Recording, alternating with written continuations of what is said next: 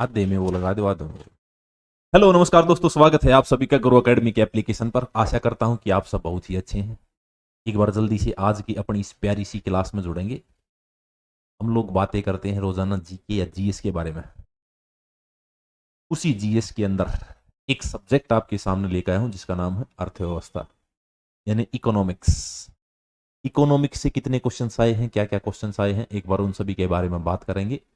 Exam में जो questions आए हैं उनको मैं आपके सामने प्रस्तुत करूंगा, साथ ही साथ आपको इकोनॉमिक्स पढ़ाने का काम भी करूंगा। आज जो अपनी इकोनॉमिक्स की क्लास है वो अपनी इकोनॉमिक्स की क्लास नंबर है 1, यानी इकोनॉमिक्स की हमारी आज पहली क्लास है।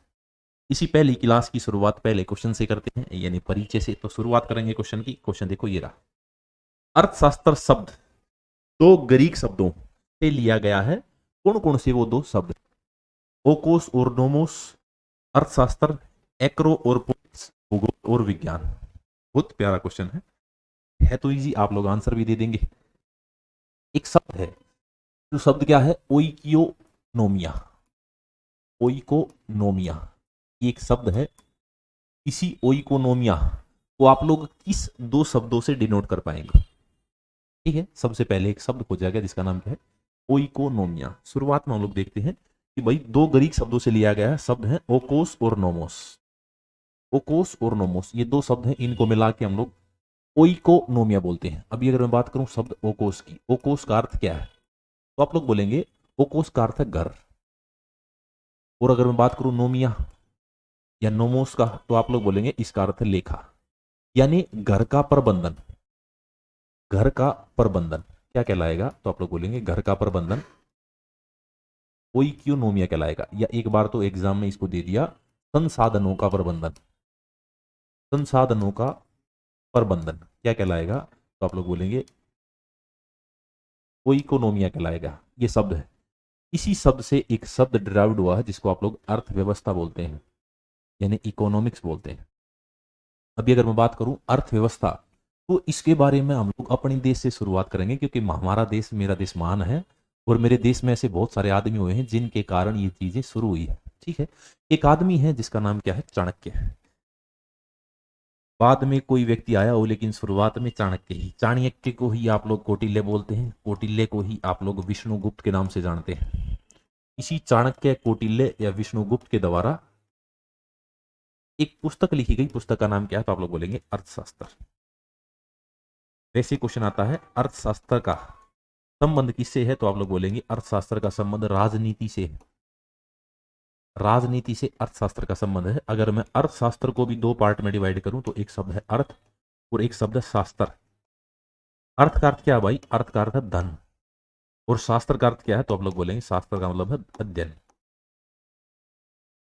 अर्थ का अर्थ है धन और शास्त्र का मतलब है अध्ययन। अगर मैं अर्थशास्त्र को कंपाइल बोलूं तो स्टडी ऑफ मनी, यानी धन का अध्ययन क्या कहलाएगा? Study of money. तो आप लोग बोलेंगे अर्थशास्त्र कहलाओगा।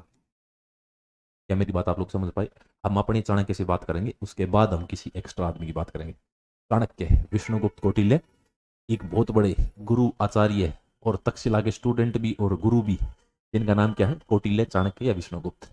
इसी कौटिल्य, चाणक्य, विष्णुगुप्त ने एक पुस्तक लिखी अर्थशास्त्र, जिसका संबंध राजनीति से है या राज व्यवस्था से है। इस अर्थशास्त्र को हम दो पार्ट में डिवाइड करें। अर्थ का मतलब है धन और शास्त्र का मतलब है अध्ययन, यानी स्टडी ऑफ मनी क्या कहलाया? तो आप लोग बोलेंगे अर्थशास्त्र कहलाया। आगे बढ़ते हैं नेक्स्ट क्वेश्चन। एक पुस्तक है वेल्थ ऑफ नेशन। इस पुस्तक के लेखक कौन है?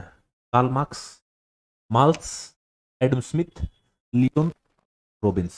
बहुत प्यारा क्वेश्चन है। ये पुस्तक लिखी कब गई? तो आप लोग बोलेंगे साल 1776। लिखी किसने? तो आप लोग बोलेंगे एडम स्मिथ ने। इसी एडम स्मिथ ने एक पुस्तक लिखी जिसका नाम है वेल्थ ऑफ नेशंस। क्वेश्चन क्या कहते हैं? ये जो एडम स्मिथ है, ये एडम स्मिथ कहाँ का निवासी है? तो आप बोलेंगे एडम स्मिथ स्कॉटलैंड का निवासी है। स्कॉटलैंड का निवासी है। इसी एडम स्मिथ को आप लोग जानते हैं फादर ऑफ इकोनॉमिक्स, यानी अर्थव्यवस्था या अर्थशास्त्र का पिता। Father of economics, father of economics के नाम से किसे जाना जाता है? तो आप लोग बोलेंगे फादर ऑफ इकोनॉमिक्स के नाम से एडम स्मिथ को जाना जाता है।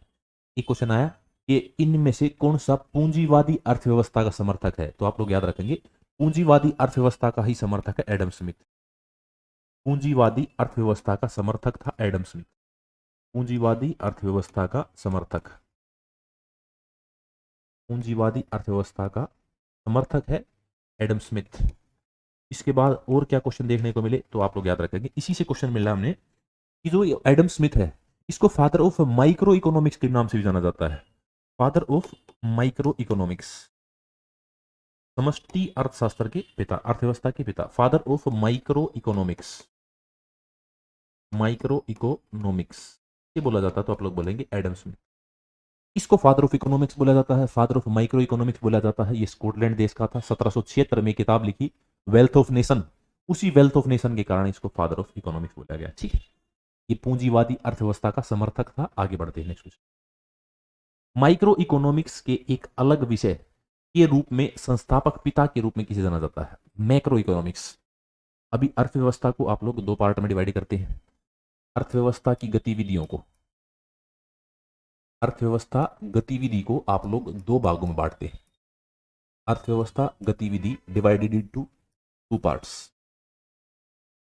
दो पार्ट कौन कौन से हैं? एक है समष्टि, समष्टि यानी कि माइक्रो इकोनॉमिक्स, एक है व्यष्टि, व्यष्टि यानी कि मैक्रो इकोनॉमिक्स। ये क्या है? ये माइक्रो इकोनॉमिक्स है और ये क्या है? ये बोलोगे आप लोग मैक्रो इकोनॉमिक्स। दो भागों में डिवाइड कर दिया हम लोगों ने, माइक्रो और मैक्रो। अब ये माइक्रो से और मैक्रो से क्या क्वेश्चन आते हैं? एक तो इकोनॉमिक फैक्टर, इनकम फैक्टर है, इनकम फैक्टर पर कौन सी अर्थव्यवस्था आधारित है तो आप लोग बोलेंगे मैक्रो इकोनॉमिक्स। इसी मैक्रो इकोनॉमिक्स के बारे में आप लोग याद रखेंगे, ये बड़े सतर पर बात करता है, बड़े सतर पर बात करता है। बड़ा सतर क्या? जैसे ये बात करेगा देश की, ये बात करेगा बैंक की, ठीक है, ये बड़े स्तर की बात करेगा। लेकिन ये समष्टि यानी माइक्रो इकोनॉमिक्स छोटे स्तर पर बात करेगी। छोटा स्तर क्या भाई? तो छोटा स्तर है घर, घर की बात करेगा, उपभोक्ता की बात करेगा। उपभोक्ता की बात आपको कहां देखने को मिलेगी? तो आप लोग बोलेंगे माइक्रो इकोनॉमिक्स में। अगर मैं बात करूं माइक्रो इकोनॉमिक्स के फादर, तो आप लोग माइक्रो इकोनॉमिक्स के फादर याद रखेंगे एडम स्मिथ, एडम स्मिथ। लेकिन मैं बात करूं मैक्रो इकोनॉमिक्स तो आप लोग किसे याद रखेंगे? तो आप लोग याद रखेंगे John Maynard Keynes, John Maynard Keynes. इनको क्या बोला जा भाई? तो आप लोग बोलेंगे इन्हीं को फादर ऑफ मैक्रो इकोनॉमिक्स बोला जा है, यानी व्यष्टि अर्थशास्त्र का पिता, मैक्रो इकोनॉमिक्स। हम लोग अमर्त्य सेन की आगे चल के बात करेंगे, जो ये एनजीओ सिस्टम है ना, बांग्लादेश के एक व्यक्ति है मोहम्मद यूनुस, उनके साथ मिलकर हमारे अमर्त्य सेन ने इसकी शुरुआत करी थी। ठीक है, तो आप लोग ये बात याद रखेंगे समष्टि और व्यष्टि से। आगे बढ़ते हैं। निम्नलिखित में से किसने अहस्तक्षेप की नीति का पालन किया? 1870 के दौरान भारत में वित्त विकेंद्रीकरण की प्रक्रिया शुरू की। अहस्तक्षेप, ये बहुत इंपॉर्टेंट शब्द है, इसके बारे में थोड़ी सी बातें कर लेता हूं। शब्द है अहस्तक्षेप की नीति। अहस्तक्षेप की नीति ये क्या होती है? या इसी को बोलते हैं लाइसेज फेयर पॉलिसी।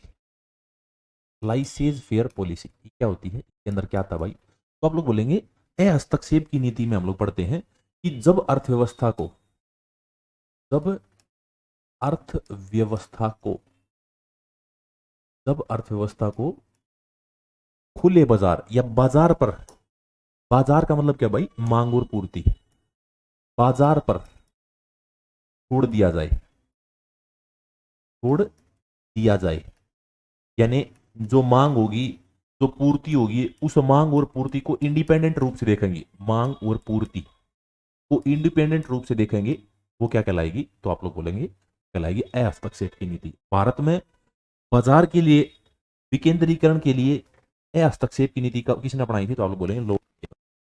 ठीक है, अभी लॉर्ड मेयो ने बाजार में हस्तक्षेप की नीति अपनाई थी। ये बातें और करेंगे, और बातें किसके बारे में करेंगे? तो आप लोग और बातें करेंगे।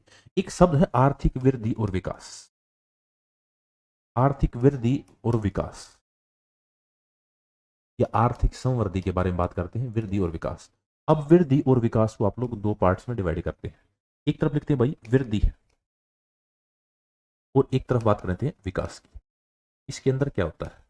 तो आप लोग देखेंगे इसमें जो होती है वो बात होती है क्वालिटेटिव, क्वालिटेटिव बात होती है, यानी गुणात्मक बात आपको कहां देखने को मिलेगी? गुणात्मक गुण होने चाहिए चीज के अंदर, ये बात आपको वृद्धि में पता चलती है। और अगर मैं बात करूं क्वालिटेटिव प्लस क्वांटिटेटिव, क्वालिटेटिव और प्लस क्वांटिटेटिव, दोनों मात्रात्मक और गुणात्मक, दोनों की बात कौन करता है? तो आप लोग बोलेंगे विकास करना, तो हमें गुणात्मक और मात्रात्मक दोनों की बात करनी पड़ेगी, गुणात्मक और मात्रात्मक, इन दोनों की बात करनी पड़ेगी। ठीक है, इसमें तो आप लोग बोलेंगे विकास में। अगर मैं वृद्धि में और बातें करूं आपसे, आप वृद्धि के बारे में याद रखेंगे, ये संकीर्ण टर्म के लिए प्रयोग किया जाता है, यानी नैरो टर्म, संकीर्ण टर्म के लिए किसका प्रयोग किया जाता है? तो आर्थिक वृद्धि का प्रयोग किया जाता है, संकीर्ण टर्म। लेकिन मैं बात करूं ब्रॉड टर्म, ब्रॉड टर्म के बारे में किसका प्रयोग करते हैं हम लोग? तो आप लोग बोलेंगे ब्रॉड टर्म में हम लोग विकास की बात करते हैं। अगर मैं वृद्धि और विकास के दो एग्जाम्पल और लिखूं, तो इसके अंदर हम लोग केवल मुद्रा के बारे में बात करते हैं, इसके अंदर तो आप लोग बोलेंगे विकास के अंदर केवल हम मुद्रा की बात करते हैं, सॉरी वृद्धि के अंदर हम लोग मुद्रा की बात करते हैं। ठीक है, लेकिन अगर मैं बात करूं कि भाई विकास के अंदर इसमें केवल मुद्रा की बात करते हैं, वृद्धि में, वृद्धि में केवल मुद्रा की बात करते हैं। लेकिन अगर विकास की बात करूं तो मुद्रा प्लस इंफ्रास्ट्रक्चर, मुद्रा प्लस इंफ्रास्ट्रक्चर, इंफ्रास्ट्रक्चर, इसकी बात करते हैं इसके अंदर, तो आप लोग बोलेंगे विकास के अंदर। ये बातें आप लोग आर्थिक विकास और वृद्धि के लिए महत्वपूर्ण याद रखेंगे। ठीक है, आगे बढ़ते हैं नेक्स्ट क्वेश्चन।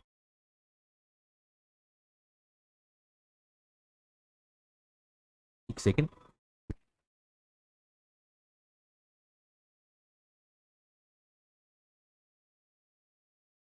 अगला क्वेश्चन देखेंगे भाई। अगला क्वेश्चन क्या पूछा गया? क्वेश्चन पूछा मानक अर्थशास्त्र में ये शामिल नहीं है, मूल्य निर्णय, राय क्या होना चाहिए से संबंधित कथन और फैक्ट्स, तथ्य। अभी दो तरीके की अर्थशास्त्र पढ़ते हैं हम लोग, एक तो पॉजिटिव इकोनॉमिक्स, पॉजिटिव इकोनॉमिक्स यानी कि सकारात्मक, सकारात्मक अर्थशास्त्र।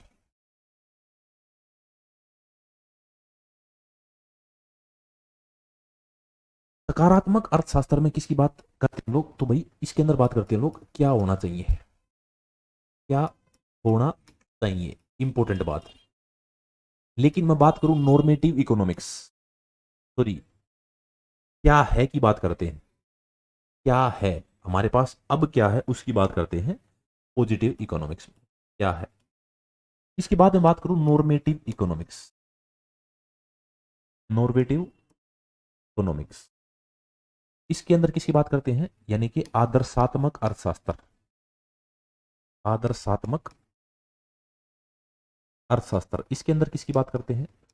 तो इसके अंदर बात करते हैं हम लोग क्या होना चाहिए, यानी विकास के लिए हमारे पास क्या होना चाहिए, अर्थशास्त्र के लिए हमारे पास क्या होना चाहिए, इसकी बात करते हैं। ठीक है, अभी इसी से संबंधित एक क्वेश्चन दे दिया कि भाई ये जो नॉर्मेटिव इकोनॉमिक्स है इसमें क्या इन्वॉल्व नहीं है, क्या इसमें मूल्य निर्णय है? तो वैल्यू जजमेंट बिल्कुल है भाई। अगर मैं बात करूं ओपिनियंस, राय, ये भी इंपॉर्टेंट है, क्या होना चाहिए इस पर भी बात करता, लेकिन तथ्यों पर बात नहीं करता, तो इसका आंसर क्या हो जाएगा? फैक्ट्स, यानी तथ्य नहीं होते नॉर्मेटिव इकोनॉमिक्स में। आगे बढ़ते हैं। भारत निम्नलिखित में से किस आर्थिक प्रणाली का अनुसरण करता है? आर्थिक प्रणाली, अर्थव्यवस्था के अंदर हम देखते हैं सरकार के इंटरफियर, यानी सरकार के हस्तक्षेप के कारण हम लोगों ने इकोनॉमिक्स को तीन पार्ट्स में डिवाइड किया। सरकार के हस्तक्षेप के आधार पर, हस्तक्षेप के आधार पर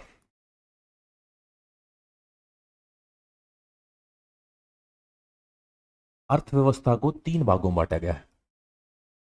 अर्थव्यवस्था को तीन भागों में बांटा गया है,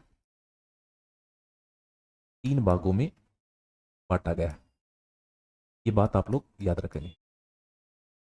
सरकार के हस्तक्षेप के आधार पर अर्थव्यवस्था को तीन भागों में बांटा गया है।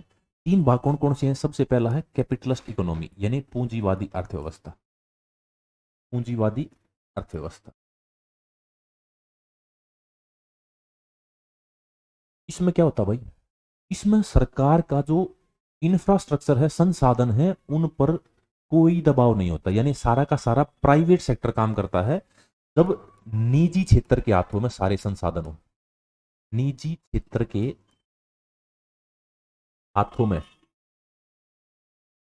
सारे संसाधन हो, सारे संसाधन हो।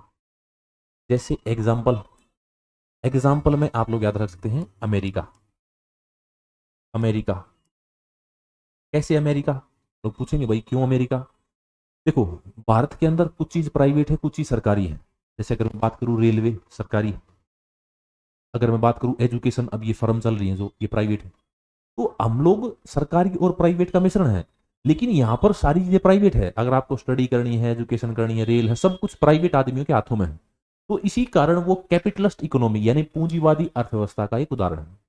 सेकंड आपको क्या देखने को मिलेगा? सेकंड आपको देखने को मिलेगा समाजवादी अर्थव्यवस्था। समाजवादी अर्थव्यवस्था, समाजवादी अर्थव्यवस्था में क्या होता है भाई? इसमें जो संसाधन होते हैं वो सार्वजनिक क्षेत्र के पास होते हैं। सार्वजनिक को आप लोग गवर्नमेंट लिख सकते हो, गवर्नमेंट के हाथों में होते हैं। गवर्नमेंट के हाथों में, सरकार के हाथों में सारे संसाधन होते हैं, सारे संसाधन होते हैं।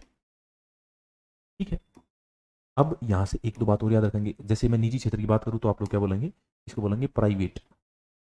प्राइवेट क्षेत्र में जब सारे के सारे प्राइवेट क्षेत्र के पास हो तो क्या कहते हैं? तो आप लोग बोलेंगे पूंजीवादी। और समाजवादी क्या होता है? जब सारे के सारे संसाधन सरकार के पास हो। एग्जाम्पल की बात करें तो एग्जाम्पल है रशिया। रशिया एक समाजवादी अर्थव्यवस्था का उदाहरण है।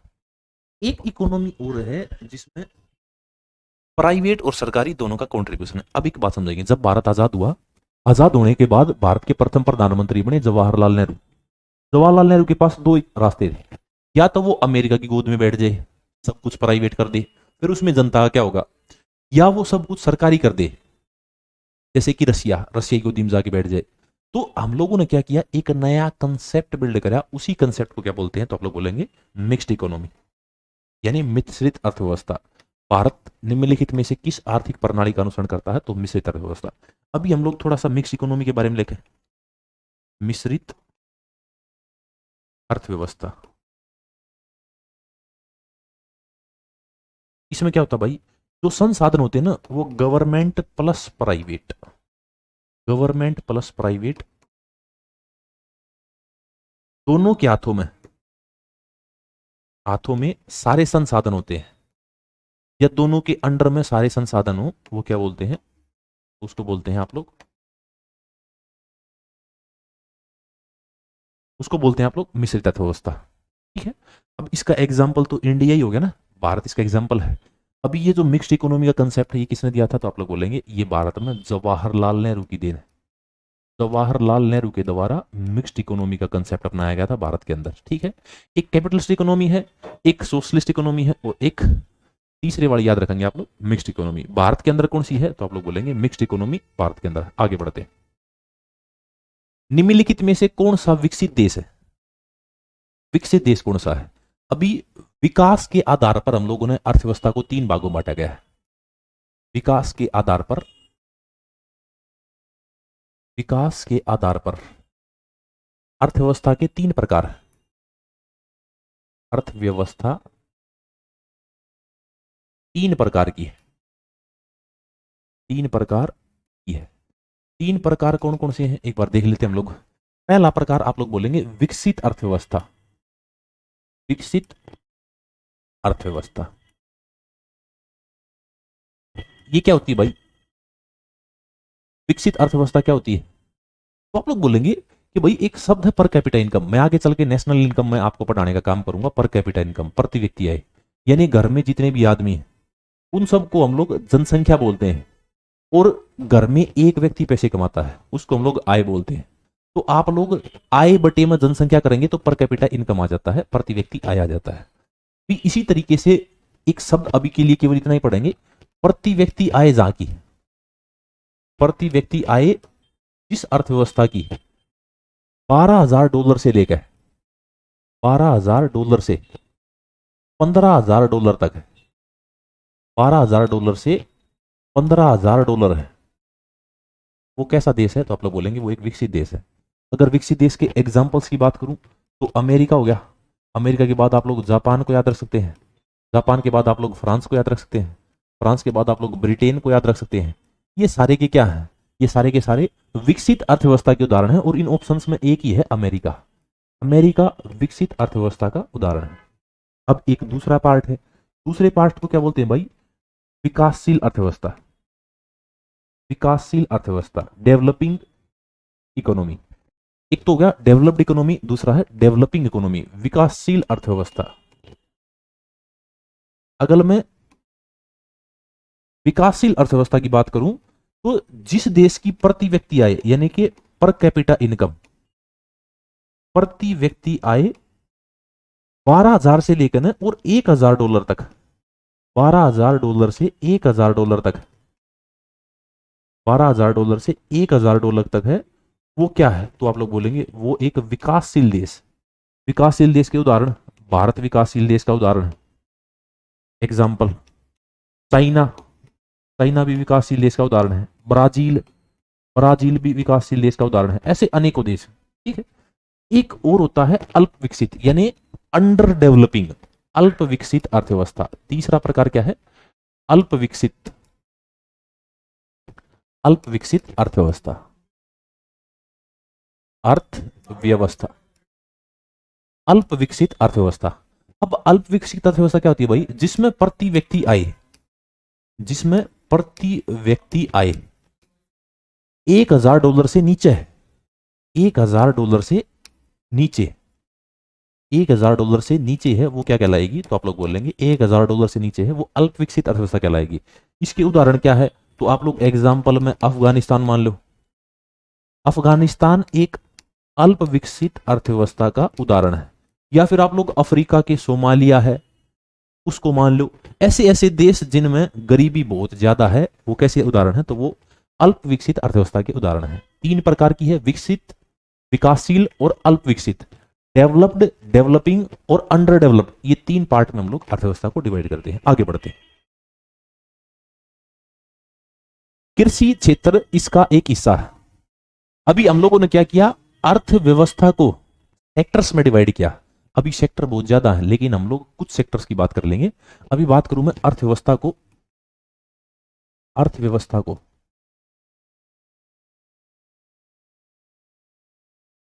सतर के आधार पर विकसित किया गया है। सतर यानी कि सेक्टर पर, सेक्टर के आधार पर विभाजित किया गया है।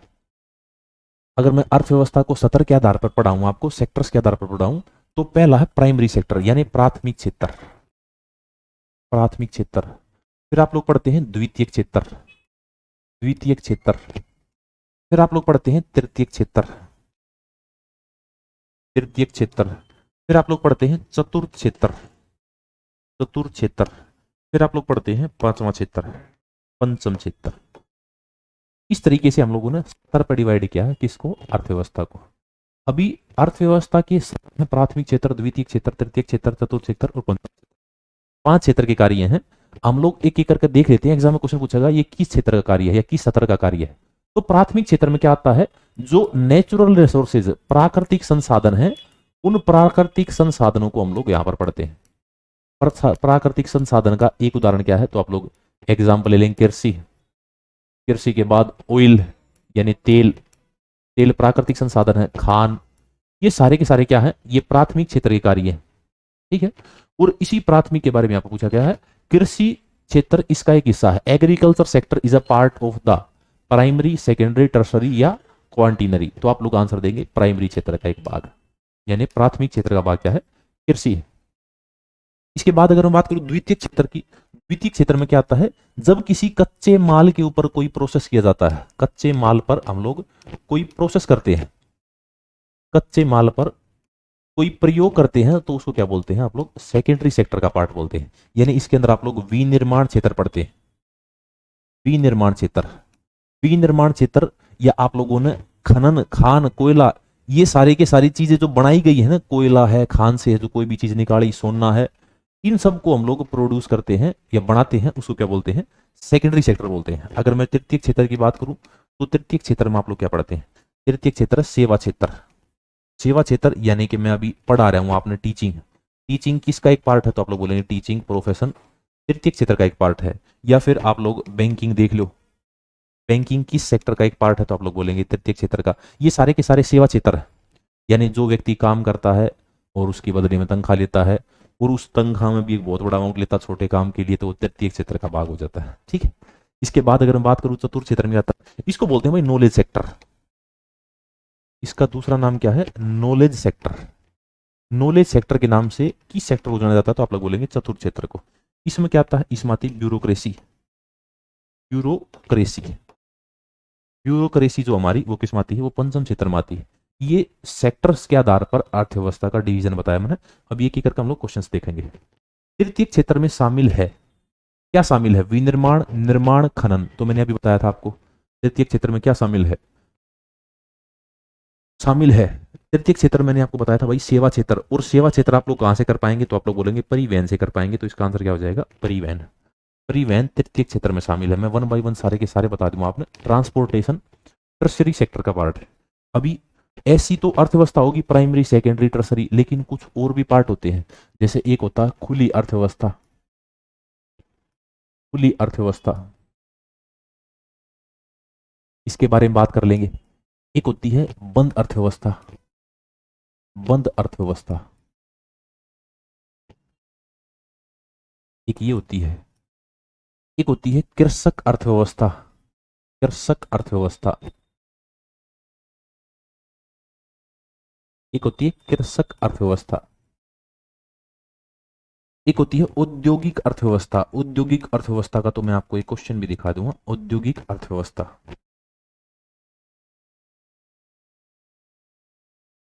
एक होती है सेवा क्षेत्र अर्थव्यवस्था, सेवा अर्थव्यवस्था।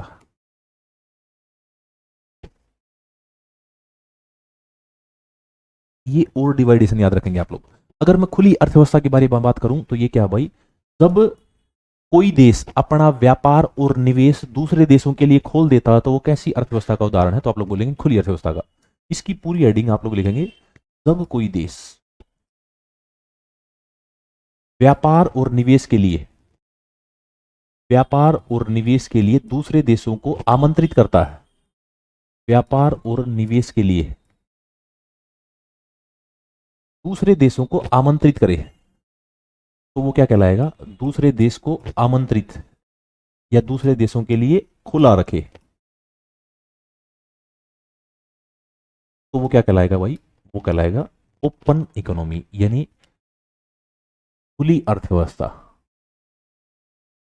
इसके बाद अगर मैं बात करूं बंद अर्थव्यवस्था, बंद अर्थव्यवस्था क्या होती है भाई, जब कोई देश दूसरे देश के साथ ना तो व्यापार करे किसी भी देश के साथ, और ना उनका इन्वेस्टमेंट, यानी वो अगर देश में इन्वेस्टमेंट करना चाहते हैं तो उसको तवज्जो दे, तो वो कैसी अर्थव्यवस्था का उदाहरण है, तो आप लोग बोलेंगे वो बंद अर्थव्यवस्था का उदाहरण। ठीक है, जब कोई देश,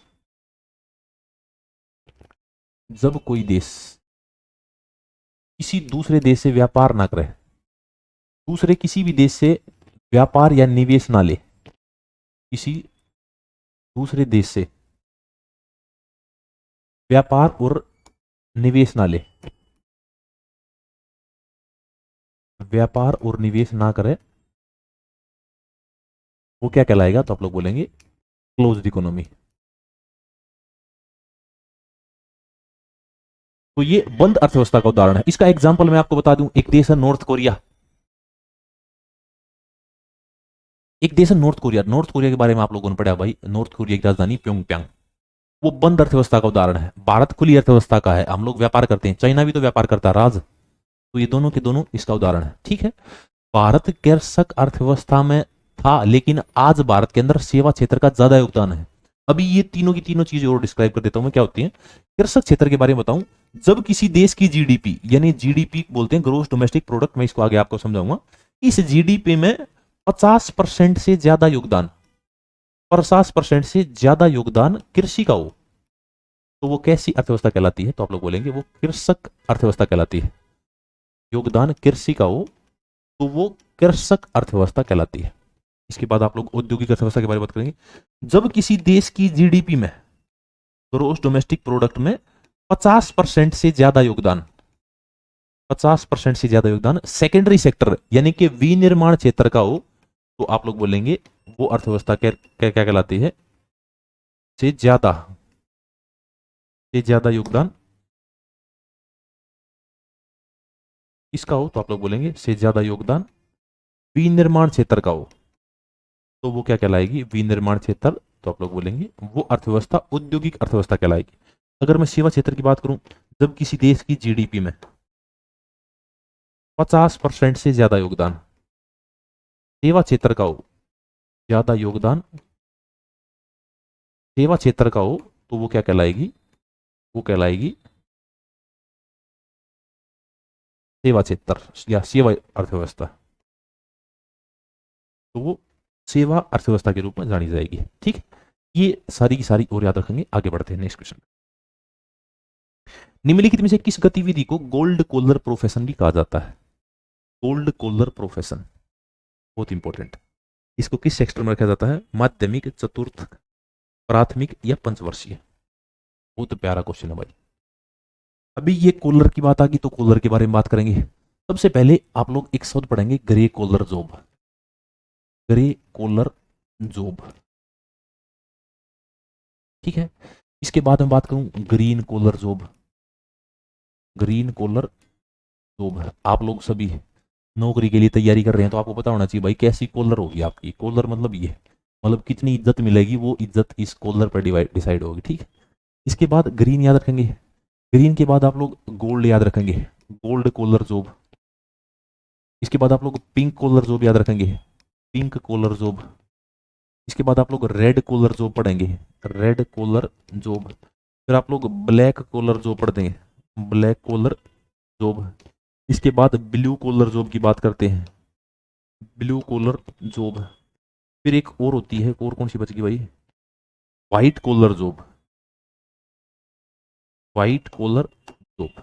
ठीक है, ये जॉब के उदाहरण है। जैसे मन माने कि भाई ये ग्रे कॉलर क्या होती है, जब कोई व्यक्ति पेंशन से अपना गुजर बसर करता है, यानी जिसको बैठे बिठाए पैसा मिल रहा है, किराया खा रहा है, वो कैसी जॉब है? तो वो ग्रे कॉलर जॉब है।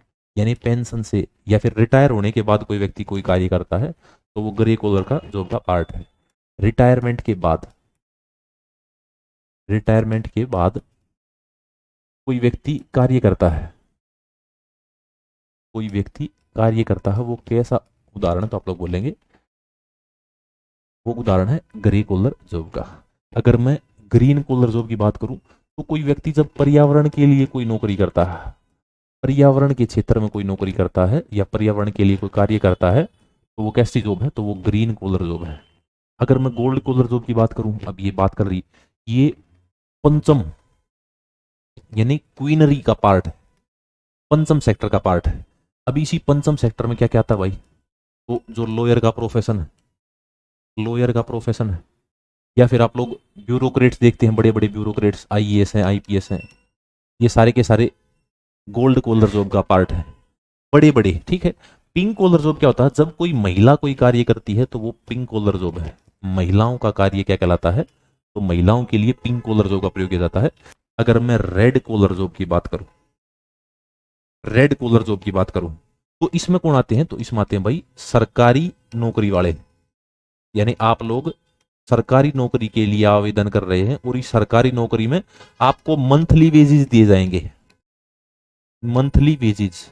ये किसका एक पार्ट है? तो आप लोग बोलेंगे ये गोल्ड कॉलर जॉब का एक पार्ट है। अगर मैं ब्लैक कॉलर जॉब की बात करूं तो जब कोई व्यक्ति खान में काम करता है, खान में काम करता है, उसको ब्लैक कॉलर जॉब बोलते हैं। ठीक है, एक ब्लू कॉलर जॉब है जब कोई व्यक्ति घंटों के आधार पर, घंटों के आधार पर काम करता है, वो क्या है? वो ब्लैक कॉलर जॉब है। अगर मैं बात करूं टीचर्स, टीचर किस कॉलर जॉब में आते हैं? तो आप लोग बोलेंगे टीचर व्हाइट कॉलर जॉब के अंदर आते हैं। ये कॉलर के आधार पर जॉब का डिवाइडेशन है। ठीक है, आपकी राइटिंग अच्छी है मेरी जैसी, राज बहुत बढ़िया भाई। ठीक है, आगे बढ़ते हैं नेक्स्ट क्वेश्चन पे। निम्नलिखित में से कौन सा चतुर्थक क्षेत्र के अंतर्गत आता है? सूचना प्रौद्योगिकी, खनन, विनिर्माण, मत्स्य पालन। चतुर्थ क्षेत्र के अधीन क्या आता है? सूचना प्रौद्योगिकी, खनन, विनिर्माण और मत्स्य पालन। मैंने इसकी बात कर ली है आपसे, कि भाई कौन कौन किस किस सेक्टर में आएगा। ठीक है, कौन सा चतुर्थक क्षेत्र के अंतर्गत आता है, तो आप लोग बोलेंगे सूचना एवं प्रौद्योगिकी, इंफॉर्मेशन एंड टेक्नोलॉजी। ठीक है, अभी आप लोग इंफॉर्मेशन एंड टेक्नोलॉजी की बात कर रहे हैं भाई, तो ये सारे के सारे सेक्टर हैं। मैंने अभी बताया था आपको, एक प्राथमिक क्षेत्र है, एक द्वितीयक क्षेत्र है, प्राइमरी सेकेंडरी, और तीसरा आप लोग तृतीयक क्षेत्र। ये तृतीयक क्षेत्र तक हमारे एग्जाम के अंदर क्वेश्चन आ जाते हैं भाई, इसके अंदर कौन सा क्षेत्र आता है, इसके अंदर कौन सा क्षेत्र आता है, इसके अंदर कौन सा क्षेत्र आता है। अभी मैंने एक परिवहन बताया आपको, ट्रांसपोर्टेशन वो सेवा क्षेत्र का भाग है। इस सेवा के अंदर कोई व्यक्ति बैंक में नौकरी कर रहा है, बैंक में नौकरी कर रहा है, तो वो तृतीय क्षेत्र का ही पार्ट है। ठीक है, अगर द्वितीय की बात करूं तो ये जो विनिर्माण वाला पार्ट है ये कहाँ आएगा, द्वितीय क्षेत्र में। ये खनन वाला पार्ट है ये कहाँ आएगा, द्वितीय क्षेत्र में। लेकिन अगर मैं बात करूं फिशरीज की, फिशरीज कहाँ आएगा, प्राथमिक क्षेत्र में। फिशरीज आप लोगों को पता भाई, ये नेचुरल रिसोर्सेज हैं, इनसे कोई कार्य करता है तो वो फिशरीज इकोनॉमी में भी चला जाएगा, पूरा देश ही मछली पकड़ रहा है। ठीक है, आगे बढ़ते हैं, नेक्स्ट क्वेश्चन। कौन सी गतिविधि भारत में अधिकतम लोगों को रोजगार देती है। भारत किस चीज पर, अभी हम लोग पर्यटन का कंट्रीब्यूशन बढ़ा रहे हैं। जैसे मैं बात करूं पर्यटन की, तो जो एक गोवा देश है, गोवा राज्य है भारत का, इसी गोवा का 10% कॉन्ट्रीब्यूशन है भारत के अंदर। भारत के अंदर 10% कॉन्ट्रीब्यूशन है किसमें, तो आप लोग बोले पर्यटन में। सबसे ज्यादा पर्यटक गोवा के अंदर देखने को मिलते हैं। अभी आगरा के अंदर ताजमहल है, वो भी टूरिज्म से संबंधित है। मैन्युफैक्चरिंग मैंने बताया था आपको, भारत के अंदर इतना काम नहीं है। सबसे ज्यादा कौन सा किया जाता है, भारत के अंदर कृषि किया जाता है। कृषि के बारे में बता दिया कि ये कृषि बाद में आप लोग पढ़ेंगे भाई, ये मौसमी बेरोजगारी के अंदर है। मौसमी बेरोजगारी के अंदर आप लोग इस कृषि को दोबारा से पढ़ने का काम करेंगे। मौसमी बेरोजगारी का ही पार्ट है ये कृषि क्षेत्र। आगे बढ़ते हैं, नेक्स्ट क्वेश्चन। भारत की राष्ट्रीय आय की गणना के लिए वैज्ञानिक पद्धति का उपयोग करने वाले पहले व्यक्ति कौन है। दादा भाई नारोजी, VKR राव, PC मालानोबिस और M विश्वेश्वरैया। भारत की राष्ट्रीय आय, नेशनल इनकम, एक टॉपिक पढ़ते हैं आप लोग, राष्ट्रीय आय।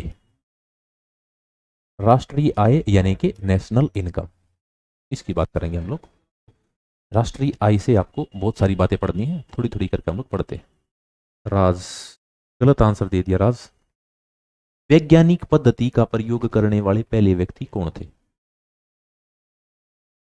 दोबारा से पढ़ लो। ठीक है, अगर मैं बात करूं नेशनल आय, प्रथम बार भारत की राष्ट्रीय आय किसके द्वारा अपनाई गई, निकाली गई थी।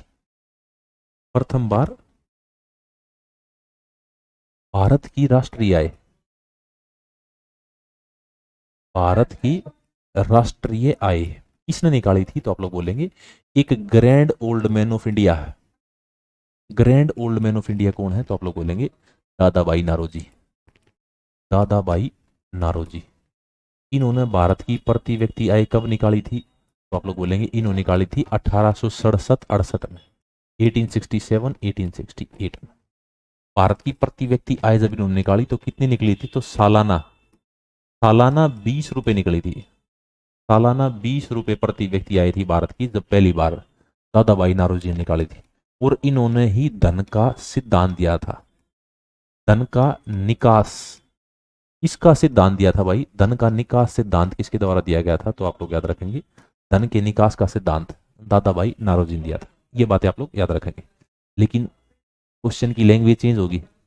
लैंग्वेज क्या पूछा है, वैज्ञानिक पद्धति से। तो अगर मैं बात करूं वैज्ञानिक पद्धति से, वैज्ञानिक पद्धति से भारत की पहली राष्ट्रीय आय की जनगणना कब की गई थी। वैज्ञानिक पद्धति से भारत की राष्ट्रीय आय की जनगणना की गई थी 1931-1932 में। किसके द्वारा की गई थी, तो आप लोग आंसर देंगे VKR Rao.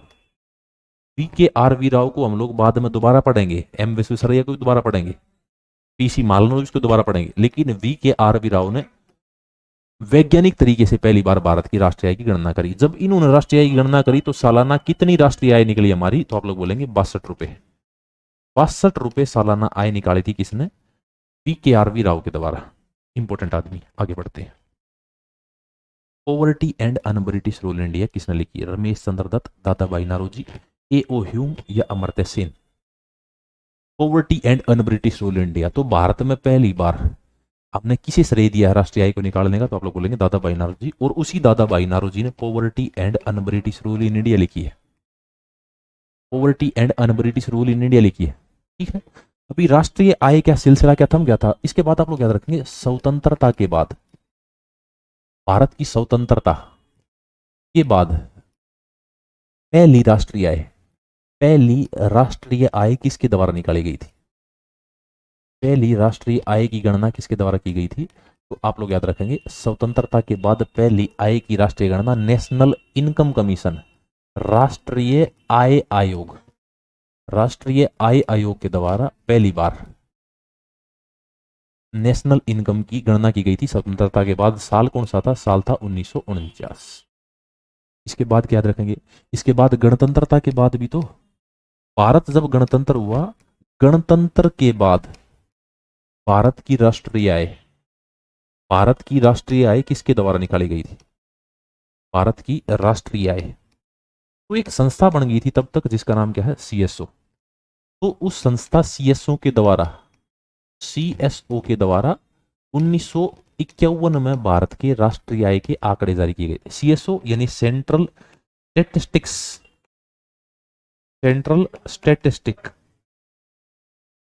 Office, central statistics office, इसके द्वारा राष्ट्रीय आय की गणना की गई थी। हालांकि हम लोग एक और संस्था पढ़ेंगे एनएसएसओ, उस एनएसएसओ का भी कंट्रीब्यूशन था राष्ट्रीय आय को निकालने में, लेकिन जब इन्होंने निकाली थी तो लगभग 225 रुपए तक हमारी राष्ट्रीय आय जा चुकी थी।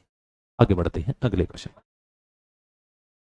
एनएसएसओ भारत सरकार के सांख्यिकी मंत्रालय के अधीन एक संगठन है। एनएसएसओ की फुल फॉर्म पूछ ले, एनएसएसओ की फुल फॉर्म याद रखेंगे एक तो, इसी एनएसएसओ के बाद आप लोग थोड़ी बातें और याद रखेंगे। एक संस्था है एनएसओ, इसकी स्थापना कब हुई थी, एनएसएसओ, इसकी स्थापना हुई थी 1952 में। एक संस्था सीएसओ, सीएसओ यानी सेंट्रल स्टैटिस्टिक्स ऑर्गेनाइजेशन, इसकी स्थापना हुई थी 1951। इस एनएसएसओ का कार्य क्या था भाई, इस एनएसएसओ की फुल फॉर्म याद रखेंगे, नेशनल सैंपल सर्वे ऑफिस, यानी राष्ट्रीय नमूना सर्वेक्षण कार्यालय, यानी नेशनल सैंपल सर्वे ऑफिस है। इसकी फुल फॉर्म एग्जाम के अंदर पूछी जाती है और आप लोग इसे अपने नोट्स में भी राइट डाउन करेंगे कि एनएसएसओ की फुल फॉर्म क्या है। सीएसओ की मैंने पिछले लिखवा भी दी। ये क्या करता था, ये राष्ट्रीय आंकड़ों की, ये आंकड़ों की जांच करता था, ये आंकड़े निकालता था, आंकड़े निकालता था भाई राष्ट्रीय आय के लिए। ये क्या करता था सीएसओ, सीएसओ प्रदर्शित करता था, आंकड़ों को प्रदर्शित करता था, प्रदर्शित करता था। लेकिन हम लोगों ने क्या किया, हम लोगों ने साल 2019 में, 2019 में जो एनएसएसओ है प्लस सीएसओ, इन दोनों को जोड़ दिया और एक नई संस्था बना दी है जिसका नाम क्या है, NSO, national statistics organisation, national statistics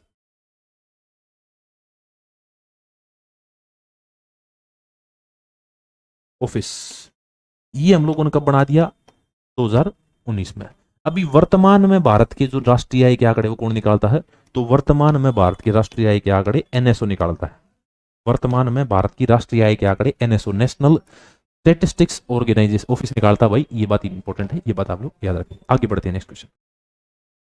निम्नलिखित में से किसने राष्ट्रीय आय समिति का नेतृत्व किया, राष्ट्रीय आय समिति या राष्ट्रीय आय आयोग एक ही बात है।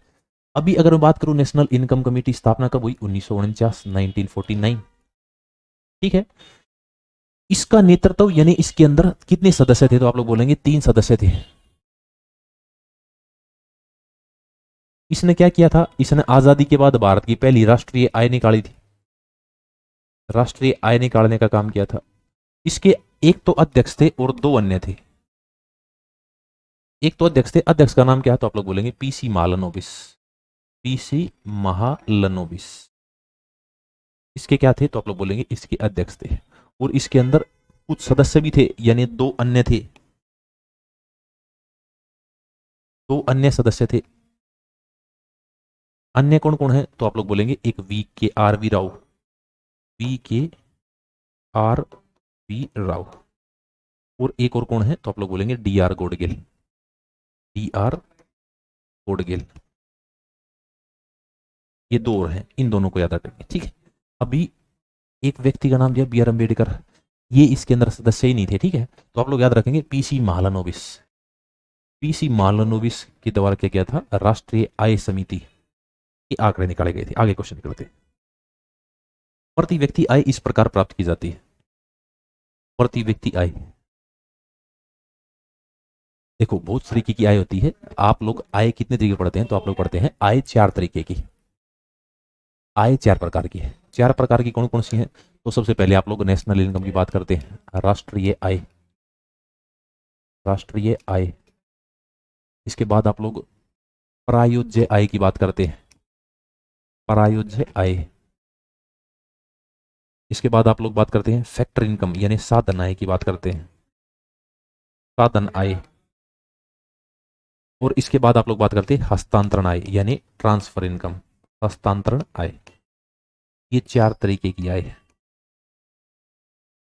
ठीक है। ये 4 तरीके की आय है।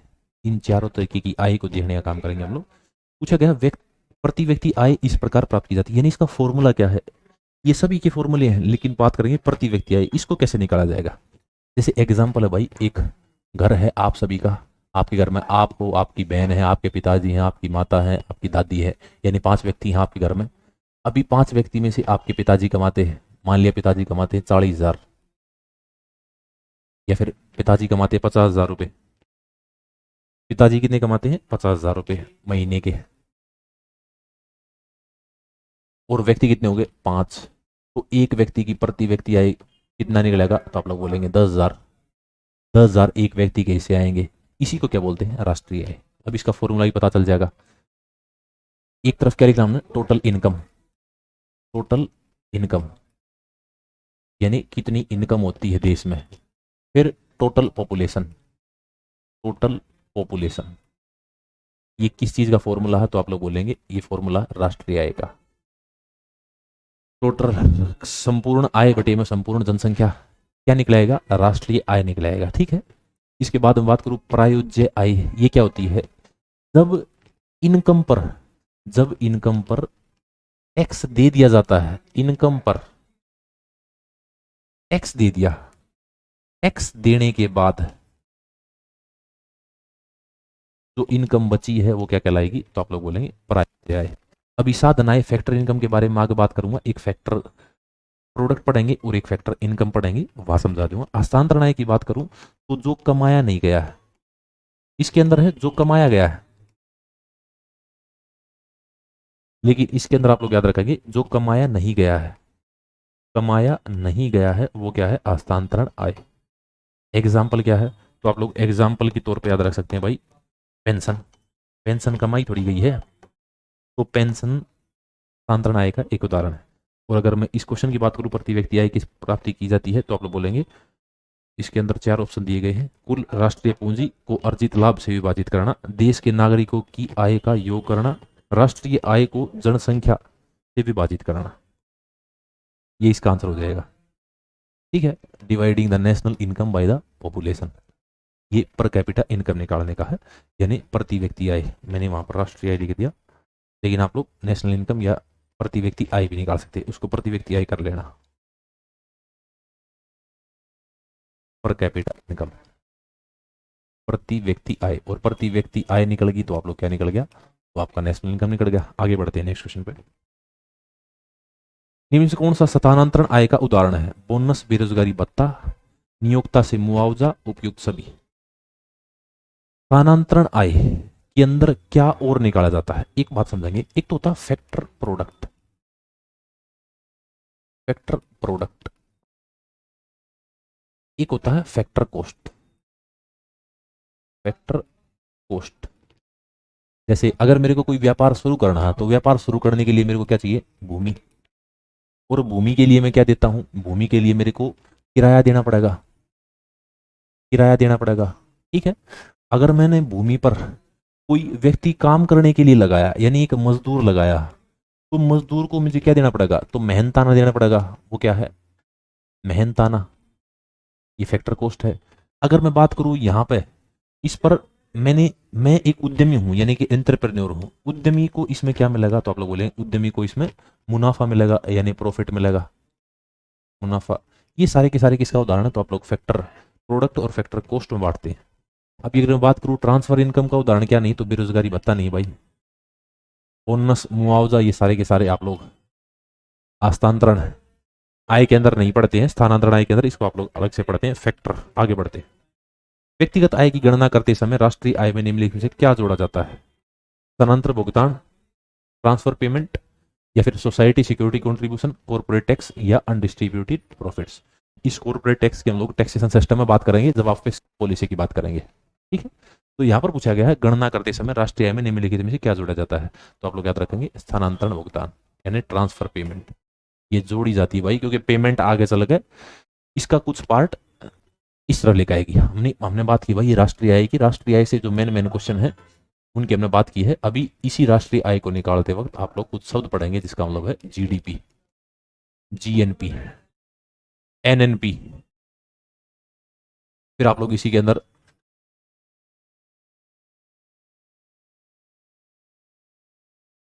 इसके बाद आप लोग फैक्टर कॉस्ट पढ़ते हैं, ठीक है। ये सारी की सारी बात करते हैं, इनकी बात हम लोग आगे कर लेते हैं। ये क्वेश्चन में इसका लेके आया हूं, हम लोग नेक्स्ट क्लास से इसके बारे में ब्रीफ में बात करेंगे। जीडीपी का पूरा नाम क्या है, इसकी फुल फॉर्म्स आती है, ठीक है। अभी एक शब्द है यहां पर जीडीपी के लिए स्थान खाली छोड़ दो, ठीक है। जैसे आप लोग ये 3 स्थान छोड़ते हैं, यहां पर एक शब्द आता है जिसका मतलब क्या, पी। पी का मतलब है प्रोडक्ट। प्रोडक्ट क्या होता है, प्रोडक्ट होता है फिक्स। ये प्रोडक्ट फिक्स होता है, यहाँ पर प्रोडक्ट ही आएगा, कोई भी चीज उसके पीछे पी है तो प्रोडक्ट आएगा। इस प्रोडक्ट में आप लोग 2 चीजों की बात करते हैं, एक गुड्स की बात करते हैं और एक सर्विसेज की बात करते हैं। गुड्स मतलब वस्तु जिसे हम देख सकते हैं, सर्विसेज जिसे हम देख नहीं सकते, वो क्या कहलाती है, देख नहीं सकते, वो क्या है, तो आप लोग बोलेंगे वो है सर्विसेज। अभी यहां पर एक शब्द आएगा, यहां आपको केवल 2 ही शब्द देखने को मिलेंगे। या तो आपको देखने को मिलेगा ग्रोस, ग्रोस को डिनोट किया जाएगा जी से, या देखने को मिलेगा नेट, नेट को मतलब एन से, ठीक है। अगर आपको स्केल मिल जाएगा या आपको वास्तविक मिल जाएगा। अब यहां पर भी 2 शब्द देखने को मिलेंगे। 2 शब्द क्या क्या देखने को मिलेंगे आपको, या तो आपको इधर देखने को मिलेगा डोमेस्टिक, डोमेस्टिक यानी घरेलू, या आपको यहां पर देखने को मिलेगा नेशनल, नेशनल यानी कि राष्ट्रीय, ठीक है। या तो राष्ट्र स्तर पर देखने को मिलेगा या आपको डोमेस्टिक, या तो आपको अब फुल फॉर्म देखो, जी से ग्रोस, एन से नेट, डी से, इसको डी से डिनोट करेंगे डोमेस्टिक, इसको एन से यानी नेशनल, ये पी फिक्स है। तो अभी फुल फॉर्म निकालनी हो मेरे को, जी डी और पी, तो क्या बन गया, ग्रोस डोमेस्टिक प्रोडक्ट, यानी जी ग्रोस ही बनेगा, अगर एन होगा तो नेट बनेगा। अगर मैं फुल फॉर्म देता आपको कि भाई नेट की फुल फॉर्म बताओ, सॉरी नेट बोल दिया मैंने यहाँ पे, एनएनपी की फुल फॉर्म बताओ, एनएनपी की फुल फॉर्म पूछता तो आप लोग नेट नेशनल प्रोडक्ट इस तरीके से बताते। तो इस तरीके से आप लोग इसका डिवाइडेशन करते हैं, ग्रोस नेशनल, नेशनल इनकम पर। बहुत बढ़िया भाई, 1 नंबर। ये सारी की सारी बातें याद रखेंगे आप लोग। इसका आंसर क्या होगा, तो ग्रोस डोमेस्टिक प्रोडक्ट यानी सकल घरेलू उत्पाद, ठीक है। अगली क्लास में मैं आपको मार्केट प्राइस और फैक्टर कॉस्ट के बारे में बता दूंगा क्या क्या चीजें होती हैं, ठीक है। तो आज के जो हमारे क्वेश्चन वो यहीं तक थे, आशा करूंगा आपको समझ में आए होंगे। ये क्वेश्चंस हैं जो आपको अर्थशास्त्र से या अर्थव्यवस्था से देखने को मिलते हैं।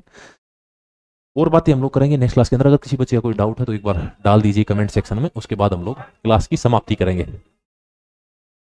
जल्दी से कमेंट सेक्शन में आप लोग अपने डाउट डालें।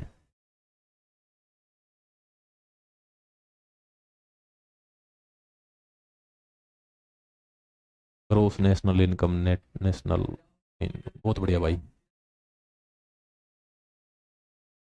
जहां पर आप राष्ट्रीय आय की बात करेंगे वहां पर आप पी शब्द का ही प्रयोग करेंगे। पी से मतलब प्रोडक्ट, प्रोडक्ट या तो गुड्स हो सकते हैं या सर्विसेज हो सकती हैं।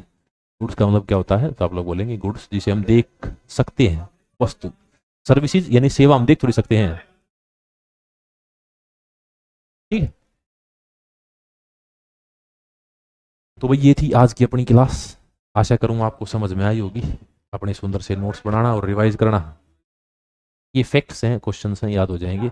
आज के लिए बातें यहीं तक थी, और बातें हम लोग करेंगे नेक्स्ट क्लास में। Thank you, tata, bye bye.